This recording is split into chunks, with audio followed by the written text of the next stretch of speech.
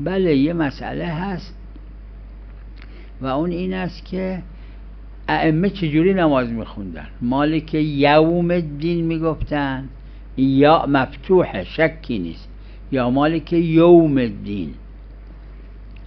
عرب الان فتحه‌ای که بعدش واوه اماله به ضمش میکنن. من خودم دیدم مرجع تقلید نماز میخوند مالکی یوم الدین، اصلا با ضمه میخوند، مرجع تقلیدم بود. عربا من یک دونه عرب امروز پیدا نمی‌کنید بگه مالک یوم الدین، فتحه را اینجور باز بکنه. یا یه عرب پیدا نمی‌کنید بگه اللهم صل علی محمد و آل محمد، میگه و آلی محمد، اماله به یا میده.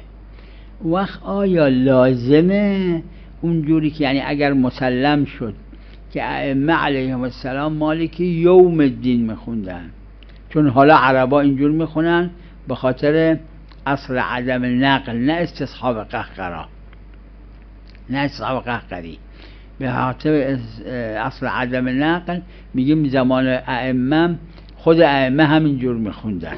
اگه جوری دیگه میخوندن و بعد عوض شده این نقل لوکان لبانه، پس از عدم نقله.